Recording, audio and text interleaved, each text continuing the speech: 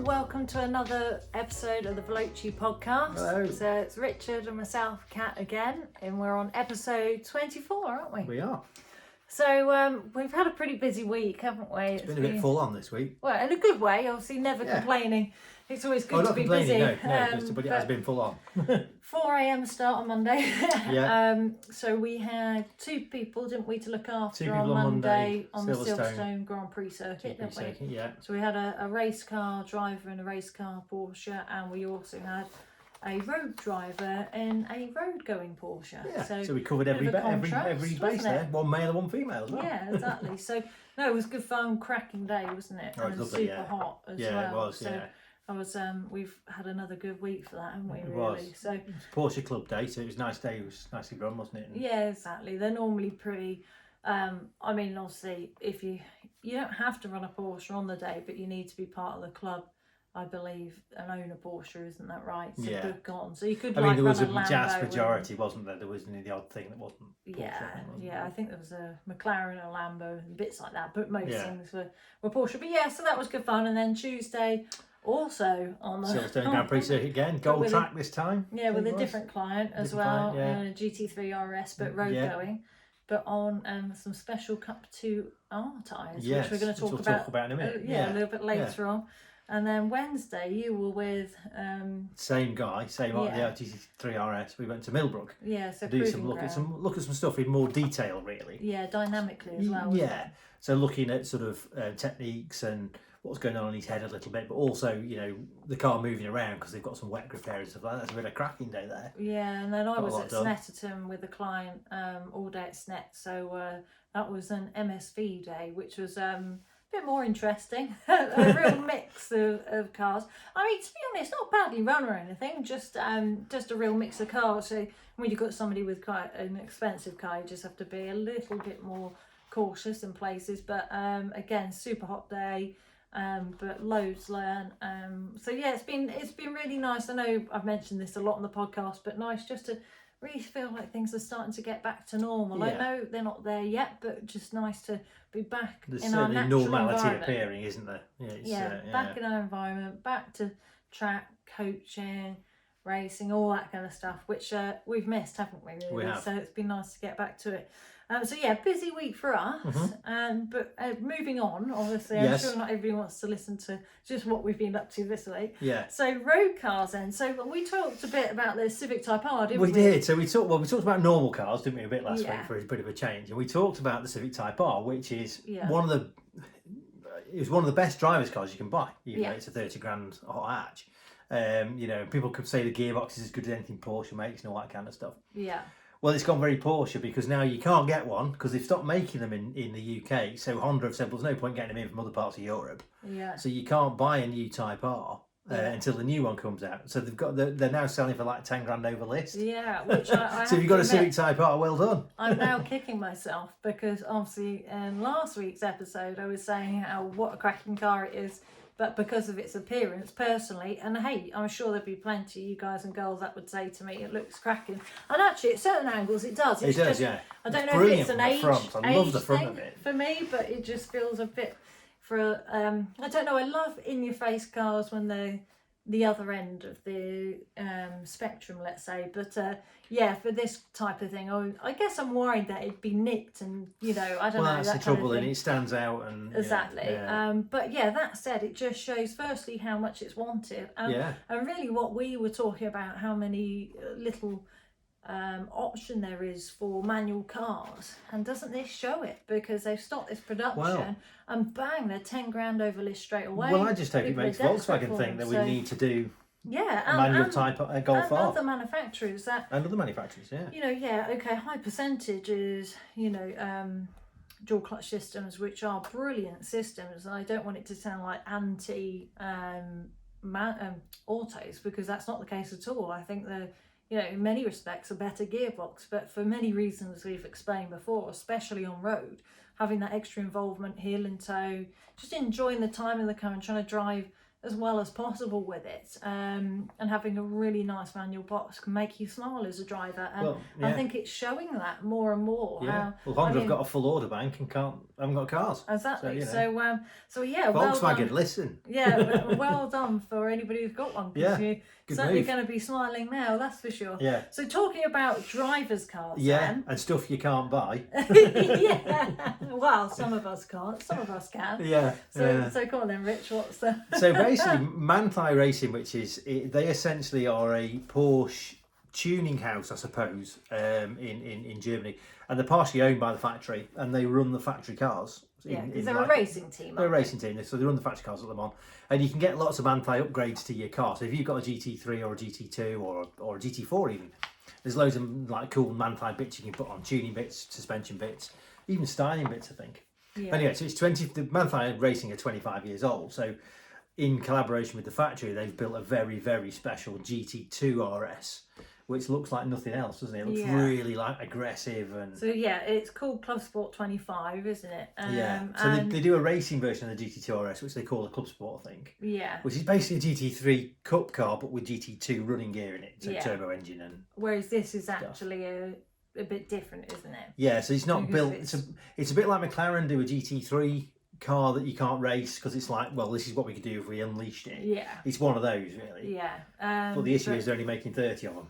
Yeah, so very special car. So it's only just been released. So honestly, go onto Google, have a look at it. Put Porsche 911 GT2 RS ClubSport 25, and it's everything you want a car to look like. I think. Yeah, it does. It's very chunky, aggressive, but classy at the same time.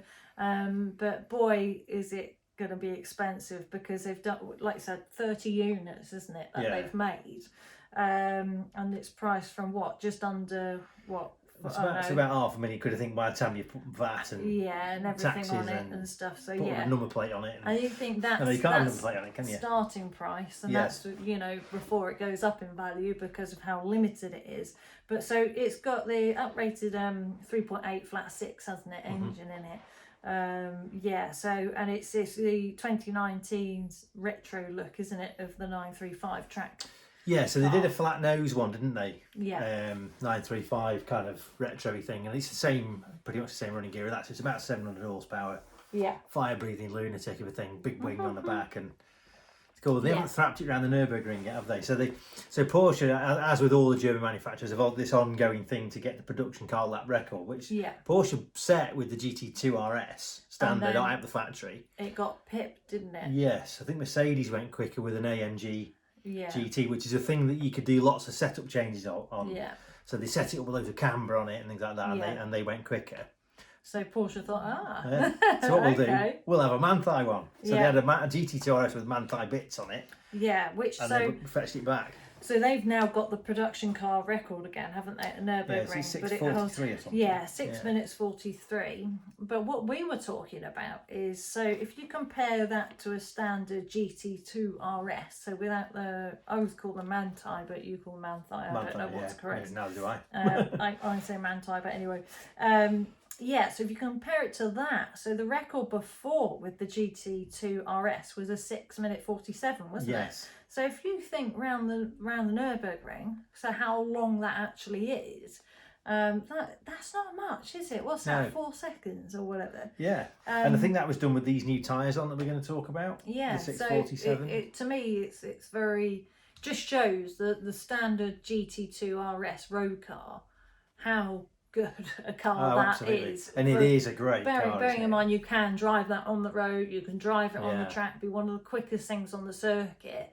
And you think this full-blown race-going version, really, and it's not much quicker in the grand scheme of things. 4 seconds or whatnot around a smaller circuit is a lot, but around the Nürburgring is nothing. It's not a lot at all. So super impressive. But please have a look online. It's just, I mean, everybody's got their own kind of idea of what looks sexy, but for me, that was just like, it's very purposeful, isn't it? Well, I just love. It's so hard to get a car to look classy and aggressive and chunky and means business, and I just think they've nailed it on the head well and truly. And I know, yes, we a Porsche consultants and worked for Porsche a long time, and raced for a long time, so therefore have, a special kind of bond with Porsche. But, genuinely with a neutral hat on, I honestly think that car is something incredible. Yes. It's a cool thing. Yeah, absolutely. So sort of leading on from that then, so talking about driving next, because it kind of leads on to tyres, doesn't it? Yeah. Which we wanted to talk about today, because it's something a lot of clients really aren't that aware of. We mentioned it early on in one of our podcasts, but very briefly. Like with SUVs, for example, people go and think, right, I'll go and get a Range Rover, Land Rover, whatever it might be, Cayenne, and think, okay, I'll get all the bits I can think of on it, so it's got the best four-wheel drive system in the world, blah, blah, blah, blah, blah. But then they go and put 22-inch rims on it with summer tyres, and then get to winter and think, oh, this isn't very good. No. this isn't what I expected it to be.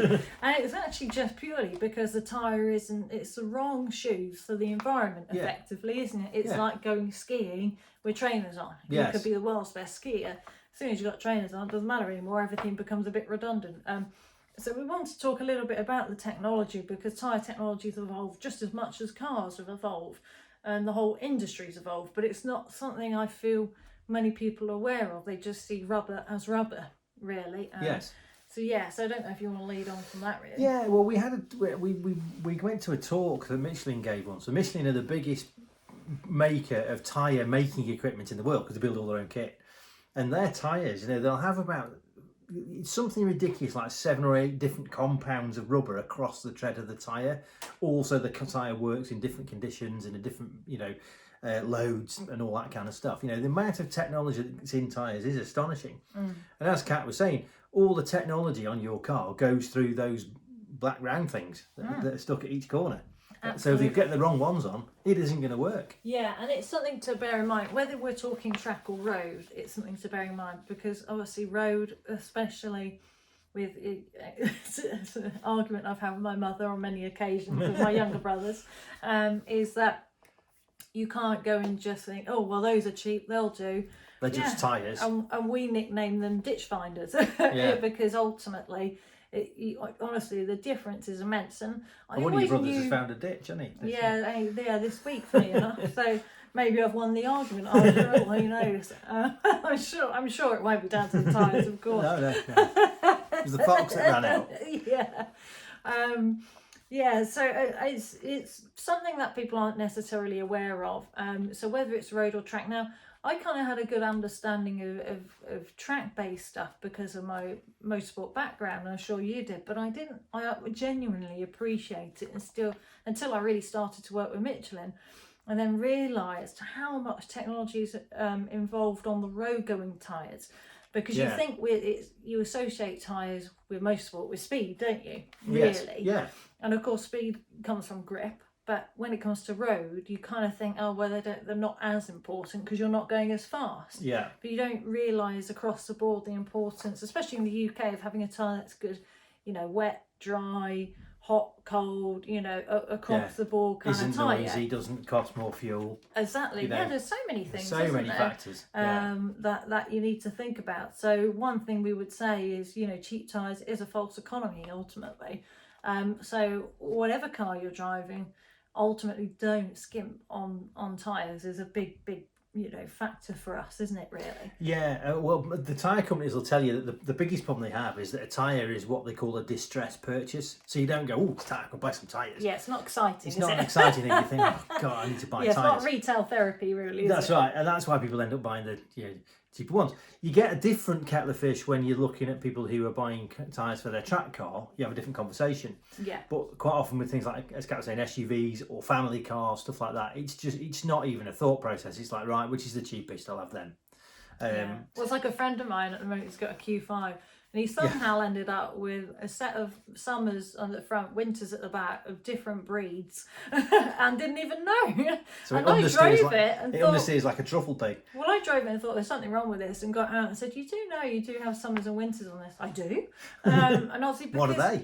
Genuinely, he's not massively into cars. He likes a nice car, but he's not that into it. So he's fallen foul of really not knowing, and unfortunately, whoever he dealt with at the garage. I don't know what they were doing, but he felt they haven't helped. Yeah, short with all of that really.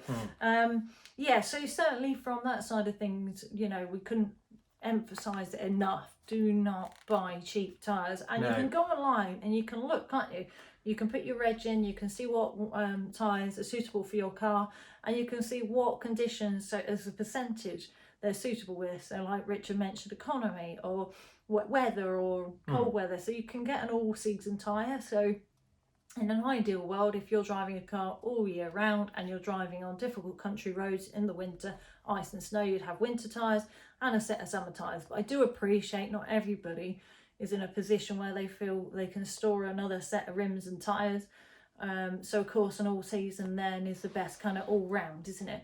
Yeah. But then if we move a bit more onto the kind of track based bit, you had quite an interesting experience, didn't you, the other day? So I've had a bit of experience. So I don't know, a month ago I suppose really, I spent a day I was lucky enough to spend a day in a GT3 RS with another GT3 RS following me around at Silverstone. And the car I was in was on Michelin Cup 2s, which were at the time the latest track tyre from Michelin. The other car was on the Dunlop equivalent.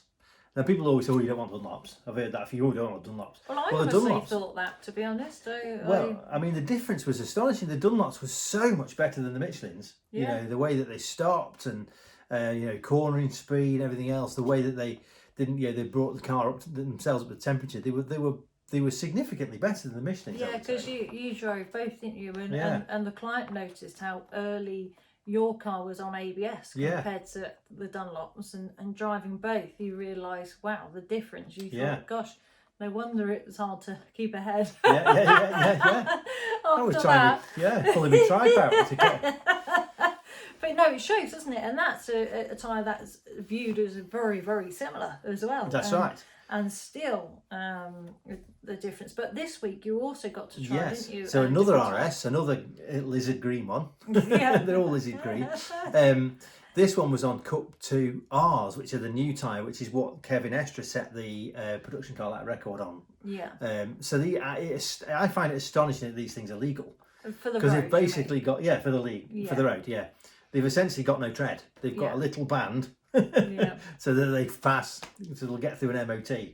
And then they've got sort of slick compound rubber on the nails, and these things were mind blowing. They were like slicks. The way it stopped. So the client decided to leave it as late as he possibly could, coming down into the Vale, which is the kind of only chicane that Silverstone has.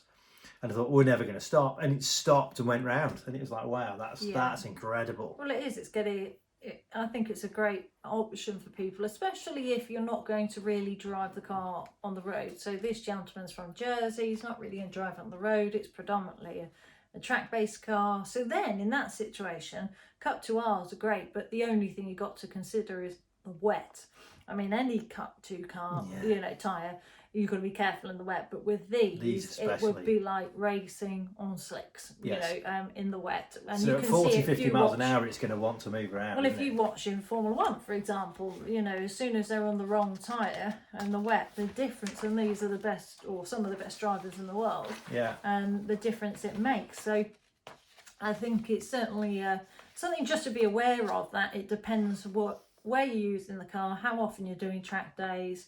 Are you going to be driving it on the road? Because otherwise you might need to consider different tyres on the road for then when you're doing your track days, or how often you're going to be driving the car in the wet on a track day is another factor as well. Because it doesn't matter how good you are, there's virtually no grip. It doesn't take much, does it, for it to go wrong? So it's something to just consider, let's say, and talk about going wrong. So in the wet. So going on to motorsport, of course, we had to feature the Formula 1 Hungarian Grand Prix. Obviously, I know we spoke about qualifying and everything, but obviously we wanted to review the race. And how eventful that race would be. So I'm sure everybody's got their own view on this, like they did the previous race with Hamilton and Max Verstappen. So all big pile up at the start, wasn't there? Triggered predominantly by Bottas, a little which bit is by unusual Stroll. to be fair. So, I think he's been actually really unfairly put under the firing line, because when you watch it over and over and over, because yes, I'm very sad and have, you do. I know from racing high aero single seaters how easily you lose the aero, and I honestly think yes, he was trying to make up for a bad start, but I think where he sort of got boxed in, he doubly lost his aero in one hit, and I think I honestly think he could have hit the brakes at that point and been okay if that hadn't happened. So I'm not saying that it's not his fault, because he should have judged that and I guess put that into consideration as an experienced racer, that I need to back off early here because I've got cars in front of me, I'm going to have less aero. So there's no, I guess, way of getting out of it for him. But I do feel that people have been very hard on him under the circumstances. Yeah, I think so. A lot of people saying, oh, it's intentional. Well, I know from racing, I'm not saying I'm as good as Valtteri, but gosh, there's no way you could purposely manage to hit both Red Bulls and take them out, Using a McLaren as it's just like, cue ball. If he has, I mean, wow, I've got more respect than I ever had well for him. Yeah. But that made it interesting. Stroll, I mean, people said, oh, Stroll, it was because of Valtteri. Yes, I know a lot was going on, but Stroll kind of got out of control on his own, I would say. He did. Because he was going in so fast and then sort of went on the grass and everything. And that, unfortunately, was an impact, wasn't it, for Leclerc and Ricciardo? Yeah, and they must have thought we've got this sorted now, because they were second and third coming out the corner. Yeah. With Hamilton gone, they were second and third, and they must have thought, right, here we are. Yeah. Because nobody's really going to catch those two. No, exactly. Once they get going. Yeah, exactly. Next thing you know, Stroll arrived on the scene. Yeah, and I felt sorry for Leclerc because he's just had some bad luck. He's not had a great, He's a phenomenal driver. I mean, Ricciardo's not had a great year for other reasons, but, I just felt for Leclerc because he's driving really well, but just doesn't seem to get much of a break, and the car's not that great in some respects, and it could have given him a bit of an opportunity, but hey, that's racing. You get highs and lows, and that's that, isn't it? I mean, Perez, it was really rubbish for Perez, wasn't it? He was out on the spot there and then, and and Max, I mean, it did make me laugh because Max, not Max himself, but the Christian Horner said, oh, he's probably got less aero than the Haas house with Schumacher now, sort of taking the mick out of the Haas. He destroyed it, didn't it? Yeah, they did. I don't know if you've seen online, but they circled all the bits that were missing. And it was amazing, actually, because when you look at it at a glimpse, you don't really see how much is missing of the car going round, but that's why he couldn't make any progress. It's not because he's not as good as Lewis or wasn't able to work his way up the order. He had no aero, really. Really unlucky for him, and I can understand why he was annoyed and frustrated. Who wouldn't be in that position? He's driving really well this year. Whatever camp you're in with what happened the weekend before, at Silverstone, this time certainly nothing to do with him. Very, very unlucky, and I could see his frustration with that after one big serious shunt. Finally get back, think, right, I need to claw some points back here, and bang. But what was bizarre is all what happened after that, wasn't it? Yeah, because then they red flagged it to clear all the mess up. But of course in Hungary it was like, I mean, it happened in the Formula 3 race in the morning where it was wet, and because it's so hot there, it dried out in like 3 laps. They were all struggling.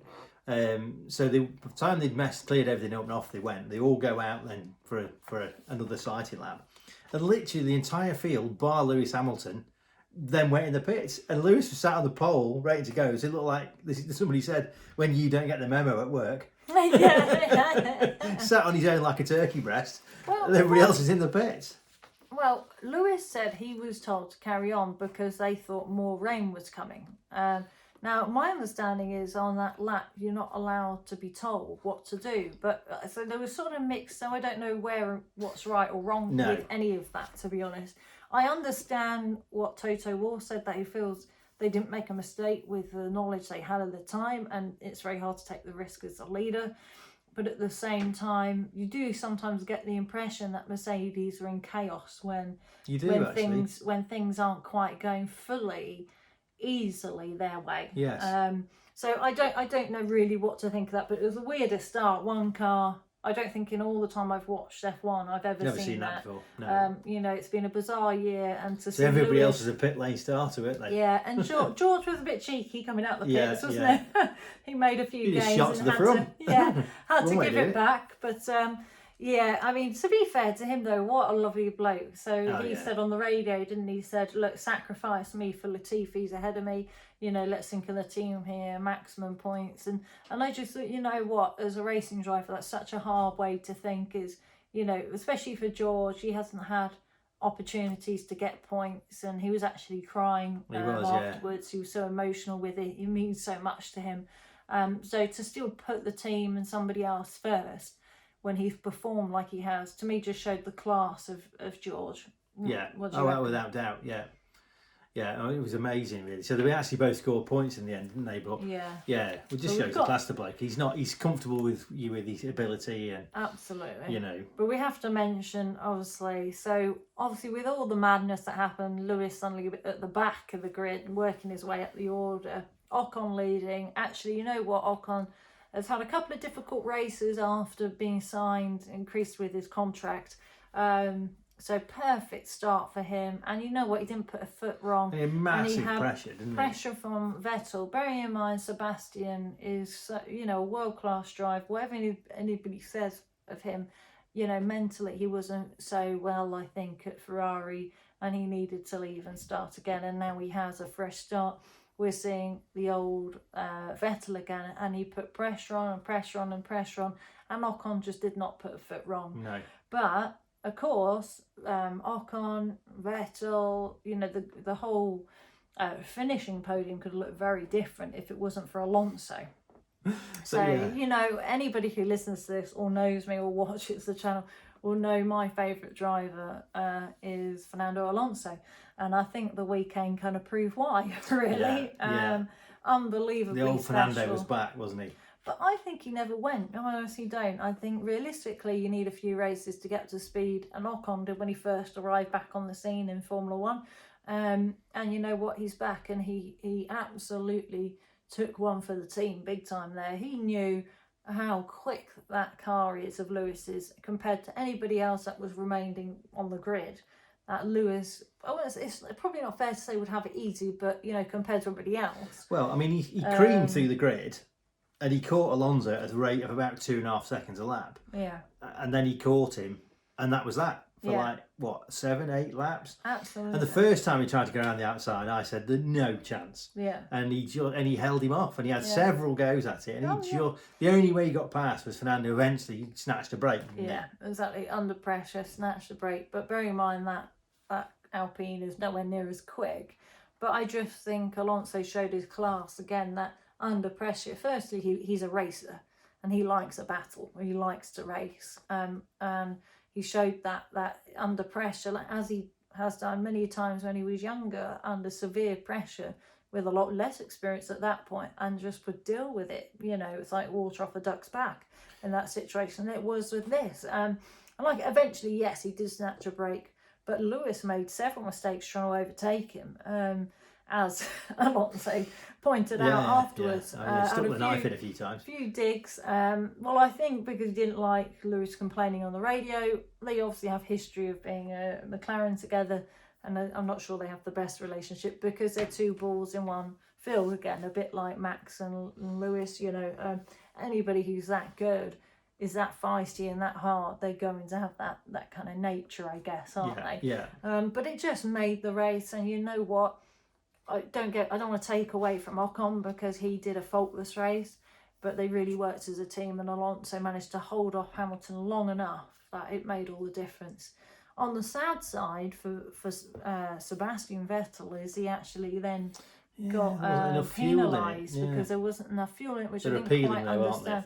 Yeah, so as it stands at the moment, I think Sainz is been bumped up, hasn't he? So Lewis is second and Sainz is third at the moment. Whether that changes, well, I don't understand because somebody else stopped as well. I thought it was somebody like Russell or somebody had stopped. Somebody else did stop, didn't they? And run out of fuel. So don't really know the ins and outs of that, but I felt for the team and I felt for Seb because he drove a brilliant race and pushed hard all race. And in that situation, that's not the driver's fault. The driver can't do anything about that. And I think sometimes that's when the team needs to be fined. Don't penalise the driver. They've worked their absolute ass off all race to get that result. And there's a huge amount of pressure on your shoulders, especially with a team where you're gifted an opportunity like that and you have to then make it work because the car's not really quick enough. It just seemed a bit harsh, but hey, it's motorsport, so we'll see. So yeah, it was a great race, and I have to say this season, gosh, there's been a lot to talk about. Some crackers, yeah. You know, not just obviously Formula One. You know, we had obviously the Spa 24 Hours. There's been lots going on, but yeah, Formula One this year has. When people say it's been boring, yeah, in the last few years it's not been that exhilarating at all. But you know what, the last couple of years, and this year in particular, it's really started to come alive. It's in a good place at the moment, F1. Absolutely. So we did an interactive question last week, didn't we? We did. Which was? How many Grand Prix did Michael Schumacher win for Benetton? Yeah, and we had quite a lot of answers on all the social media things, which was interesting. Quite a few different answers, but quite a few got it right. Whether that's legitimate or not, hopefully it is. So yeah, 19 wins for Benetton. But it was quite a few answers, which is great. So we thought we'd do another one this week. Which is, who was Britain's first F1 world champion? So again, feel free, you can email, social media and so on. We are going to do a quiz. We're going to do it in this episode, but where we've been flat out, and to be honest, we've had a lot of meetings today. It's to not make this too long. We've decided we're going to do that over the weekend. So we're going to release a special podcast, which is going to be a quiz. We're going to quiz each other and then set out a quiz for everybody else to answer, which will be shared across all social media platforms and also on the Veloce Driving channel as well. So we've got that. Also, we've done some exciting filming, so we'll announce the release dates of who and when, so you guys and girls can listen or watch that as well. So what's coming up next week? So IndyCar have had a bit of a break. So there's an IndyCar race which they're going to Nashville. So which is Josie Newgarden's hometown. So that'll be good. And it's a street race, new street race. Because I think there's an oval there. I think NASCAR goes on the oval there. But it sounds like it's probably a very steep banked, which is no good for IndyCar because they end up doing 5,000 miles an hour around it. It all goes horribly wrong. So so it's a street race at Nashville. So we're looking forward to that. Yeah. So things are afoot with Jack Harvey, aren't they? Yeah. It's all a big I don't change really know there. What's going on there. We're waiting for an announcement, aren't we? Yeah, I'm hoping it's a good announcement. I think Jack deserves it. He's coming on the pod, and one reason we're holding off having a interview with him is because we want the announcement to come first. So he's having a bit of a difficult year, isn't he? You know, things keep going wrong, and it's not his fault. And that's what's sad. You know, when somebody is well and truly out driving the car and just doesn't get a break. Watch that space, and we will too, and then we will be having a very exciting interview with him once it's all announced. So look forward to that. Yeah, really do. So we'll of course be talking more about driving tips and motorsport and cars as well. There's lots of things being released car wise at the moment, so we'll pick and choose. But like I say, we're going to do a special podcast where Rich and I are going to have a bit of a laugh and quiz each other. I guess already who's going to win that, and it's not going to me probably. Depends if it's all David Hill related. Yeah, if it's from 1996 onwards, I have a chance. Or let's say 1995 onwards, I have a chance.